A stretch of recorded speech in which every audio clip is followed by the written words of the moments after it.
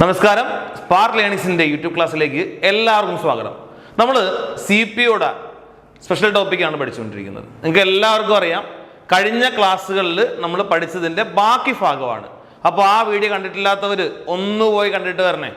ഇത് നമ്മൾ CRPCക്ക് പകരമായി വന്ന BNSSനെ കുറിച്ചാണ് പഠിക്കുന്നത്. അപ്പോൾ നമ്മൾ ഈ ക്ലാസ്സിൽ വളരെ ഇമ്പോർട്ടൻ്റ് ആയിട്ടുള്ളൊരു സെക്ഷനാണ് കേൾക്കാൻ പോകുന്നത്. കാരണം നിങ്ങളെന്ന പോലീസുകാർ, ഈ ക്ലാസ് കേട്ടുകൊണ്ടിരിക്കുന്ന എൻ്റെ ഭാവിയിലെ എൻ്റെ പോലീസുകാർ, നിങ്ങൾ എന്ത് ചെയ്യാൻ പോവാണ്? നിരന്തരമായി കേൾക്കാൻ പോകുന്നൊരു വേർഡാണ് ഈ കേൾക്കാൻ പോകുന്നത്. നമ്മുടെ സെക്ഷനാണ് കേൾക്കാൻ പോകുന്നത്, ഈ വേർഡാണ് കേൾക്കാൻ പോകുന്നത്. കേൾക്കുക, കൊഗ്നസബിൾ കുറ്റം എന്നാണ്. എന്താണ് കൊഗ്നസബിൾ കുറ്റം? എന്താണ് കൊഗ്നസബിൾ കുറ്റം? മക്കളെ എൻ്റെ കൂടെ പറഞ്ഞേ, 2-3 തവണ പറഞ്ഞേ, കൊഗ്നസബിൾ കുറ്റം, കൊഗ്നസബിൾ കുറ്റം. വീണ്ടും പറ, കൊഗ്നസബിൾ കുറ്റം എന്നാണ്. ഞാൻ കൊഗ്നസബിൾ കുറ്റം എന്നുള്ള വാക്ക് ആദ്യമായി കേൾക്കുന്ന ആൾക്കാർക്ക് അത് പരിചയപ്പെടാനാണ് 2-3 തവണ പറയാൻ പറഞ്ഞത്. നിരന്തരമായി പറയണം കേട്ടോ. ഇനി കേൾക്കുക, നമ്മൾ ഈ ക്ലാസ്സിൽ, അതായത് ക്ലാസ്സുകളിലായിട്ട് പഠിച്ചു വരുന്ന ഭാഗമാണ്. നമുക്ക് വാറണ്ട്, സമൻസ്, അങ്ങനെയുള്ള കുറേ വാക്കുകളൊക്കെ പഠിക്കാനുണ്ട്. ഇപ്പം നിങ്ങൾ അറിയേണ്ട കാര്യം ഇതാണ്, കൊഗ്നസബിൾ കുറ്റത്തിൻ്റെ സെക്ഷൻ നോക്കിക്കേ, ജി ആണ്. എന്താണ്? ജി ആണ്. ജി കേൾക്കുക, നിങ്ങൾക്ക് കണക്ഷൻ വരാൻ വേണ്ടിയിട്ട് പറയാണ്. ഈ ജിയിൽ നമുക്ക് കൊഗ്നസബിൾ എന്ന് എഴുതുമ്പം COG വരും. കണ്ട, കൊഗ്നസബിൾ എന്ന് എഴുതൂലേ, കൊഗ് എന്നല്ലേ എഴുതുന്നത്. ആ ജി വെച്ച് നമ്മൾ കണക്ട് ചെയ്യണം എന്ത്? ഇവിടുത്തെ ജി. ഓക്കെ അല്ലേ? കൊഗ്നസബിൾ എന്ന് എഴുതുമ്പോൾ ഉള്ള ജി വെച്ച് കണക്ട് ചെയ്യണം കേട്ടോ. ഓക്കെ ആണേ? കേൾക്കുക, ഇനി എന്താണെന്ന് ഞാനതൊന്ന് വായിച്ചു തരാം. ഈ വായിക്കുന്ന കേട്ടിട്ട് കൺഫ്യൂഷൻ ആവേണ്ട ഒരു കാര്യമില്ല, വളരെ സിമ്പിളാണ്. ഞാൻ നിങ്ങളോട് സ്ഥിരം പറയുന്നതാണ്, സ്റ്റേറ്റ്മെന്റ് ചോദ്യം വരുമ്പോൾ ഇതുപോലെ ആയിരിക്കും. അത് പരിചയപ്പെടുന്നതാണ് നമ്മളിവിടെ ചെയ്യുന്നത്. അറിയാമല്ലോ, നമ്മുടെ ആപ്ലിക്കേഷനിൽ നിരന്തരമായിട്ട് എന്ത് ചെയ്യുന്നുണ്ട്, ഇതിൻ്റെ എല്ലാ മോഡൽ ചോദ്യങ്ങൾ നിരന്തരമായിട്ട് പ്രാക്ടീസ് സെഷനിൽ നിങ്ങൾക്ക് കിട്ടുന്നതാണ്. അപ്പോൾ അതുകൊണ്ട് തന്നെ നിങ്ങൾക്ക് നിരന്തരമായിട്ട് പ്രാക്ടീസ് കിട്ടും.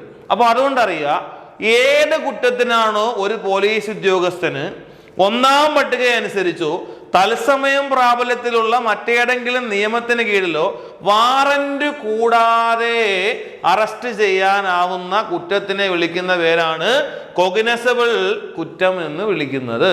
ഇനി കേൾക്കുക, വാറന്റ് ഇല്ലാതെ കേസെടുക്കാൻ സാധിക്കുന്ന കേസുകളാണ് കൊഗ്നസബിൾ കേസുകൾ എന്ന് പറയുന്നതും. അപ്പോൾ ഒരു കാര്യം നിങ്ങൾ കേൾക്കുക, സെക്ഷൻ 2G നിങ്ങൾ കേട്ടതാണ്. സെക്ഷൻ 2G, സെക്ഷൻ 2G ഏതാ? സെക്ഷൻ 2G കേട്ടോ. ഈ കൊഗ്നസബിൾ കുറ്റം എന്ന് പറയുമല്ലോ. അപ്പൊ അതിനകത്ത് നിങ്ങൾ കേൾക്കുക, ഒരു കുറ്റം ഒരാൾ ചെയ്യുന്നു. ആ ആളിനെ ഒരു പോലീസ് ഉദ്യോഗസ്ഥന് എന്ത് ചെയ്യണം? അറസ്റ്റ് ചെയ്യണം. ഈ അറസ്റ്റ് ചെയ്യാൻ വരുന്ന പോലീസ് ഉദ്യോഗസ്ഥൻ അറസ്റ്റ് ചെയ്യാൻ പുള്ളിയുടെ അടുത്ത് ചെല്ലുമ്പോഴത്തേക്ക് പുള്ളി പറയാണ്, വാറന്റ് ഉണ്ടോ? അപ്പൊ പറയാണ്, നീ ചെയ്ത കുറ്റത്തിന് വാറന്റ് ഒന്നും വേണ്ട, നീ ചെയ്ത കുറ്റത്തിന് വാറന്റ് ഒന്നും വേണ്ട, വാ കയറി പോവാം. അപ്പോൾ വാറന്റ് ഇല്ലാതെ അറസ്റ്റ് ചെയ്യാൻ പറ്റുന്ന കുറ്റങ്ങളെ വിളിക്കുന്ന പേരാണ് കൊഗ്നസബിൾ കുറ്റം. വാറന്റ് ഇല്ലാതെ അറസ്റ്റ് ചെയ്യാൻ പറ്റുന്ന കുറ്റങ്ങളെന്ന് പറഞ്ഞു കഴിഞ്ഞാൽ കൊലപാതകം, കളവ്, ബലാത്സംഗം, റേപ്പ്, കൊച്ചു കുട്ടികളോട് ലൈംഗിക അതിക്രമം കാണിക്കുക, ഇങ്ങനെയുള്ള കേസുകൾ നമുക്ക് ചുറ്റും നോക്കാതെ പറയാം. ഇതൊന്നും എന്ത് ചെയ്യില്ല, വാറന്റ് ഇല്ലാതെ എന്ത് ചെയ്യാൻ നമുക്ക് അറസ്റ്റ് ചെയ്യാൻ സാധിക്കുന്ന കേസുകളാണ്. അപ്പോൾ ഇവിടെ ഇത്രയേ ഉള്ളൂ. നിങ്ങളുടെ മനസ്സിൽ എപ്പോഴും കൊഗ്നസബിൾ എന്ന് കേട്ടാൽ വരേണ്ട ഒരൊറ്റ വേർഡേ ഉള്ളൂ, വാറന്റ് ഇല്ലാതെ. വാറന്റ് ഇല്ലാതെ അറസ്റ്റ് ചെയ്യാൻ സാധിക്കുന്നതാണ് ഏത്? കൊഗ്നസബിൾ കുറ്റം.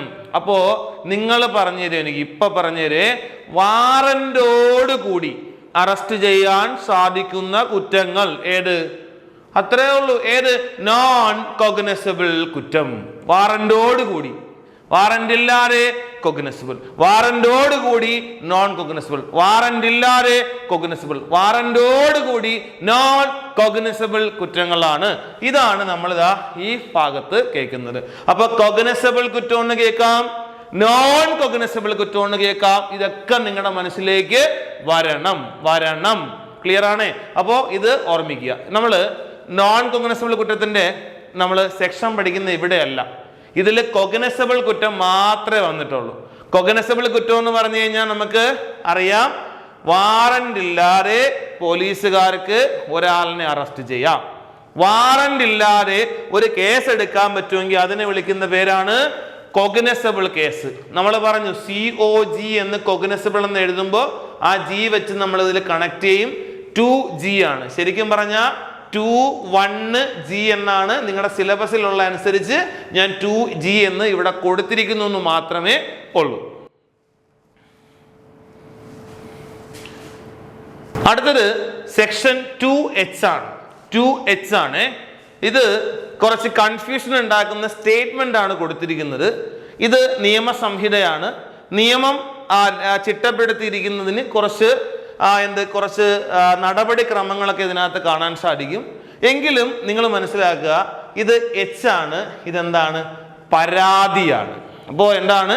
പരാതിയാണ് നമ്മൾ കാണുന്നത് കേട്ടോ. പരാതി. അപ്പോൾ പരാതിയാണ് H. അപ്പൊ എന്താണ് പരാതി എന്ന് നോക്കാം. നിങ്ങൾക്ക് അറിയാമല്ലോ പരാതി എന്താണെന്ന്. ആ പരാതി എന്താണെന്ന് മനസ്സിൽ വെച്ചുകൊണ്ട് തന്നെ സ്റ്റേറ്റ്മെന്റ് കേൾക്കുക.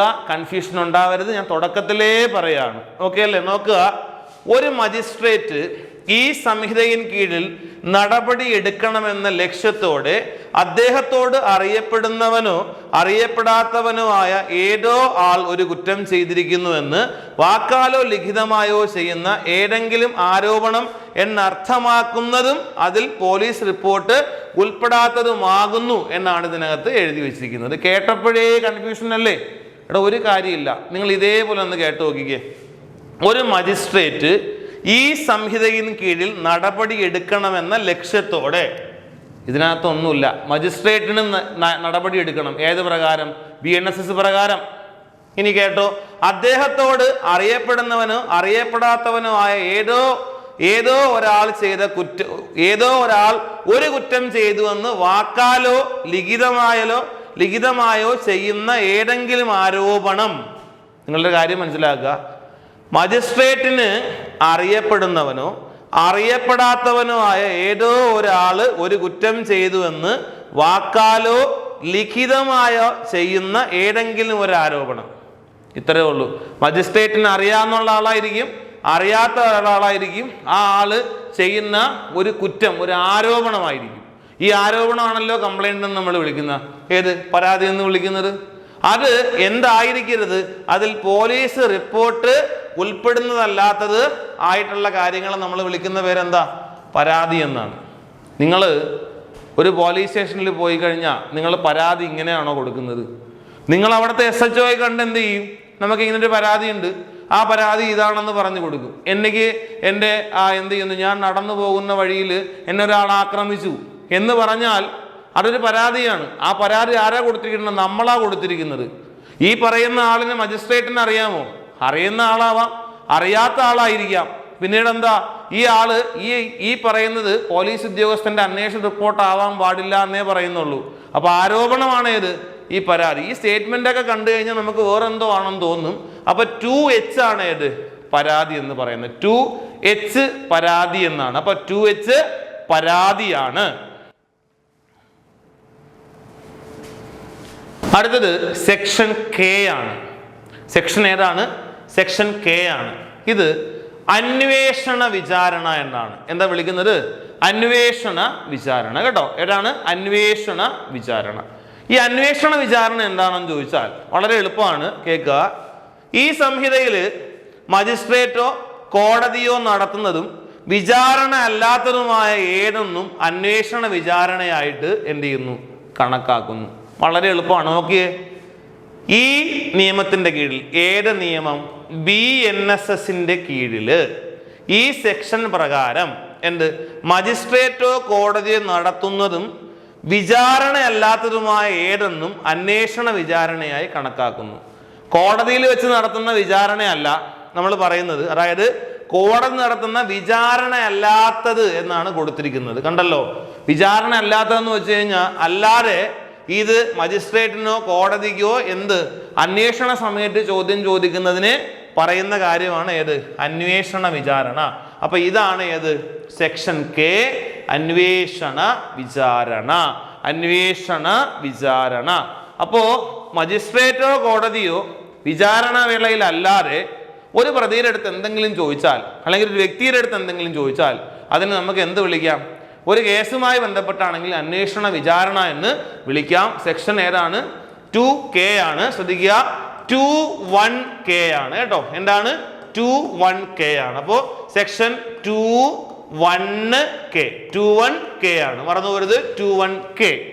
അപ്പൊ നമ്മൾ ഇതുവരെയാണ് ഈ ക്ലാസ്സിൽ സെക്ഷൻ വരെ പഠിച്ചിട്ടുള്ളത്. അടുത്ത ഭാഗമായിട്ട് നമ്മൾ ഉടൻ തന്നെ കണ്ടുമുട്ടും. അതുവരേക്കും നന്ദി, നമസ്കാരം.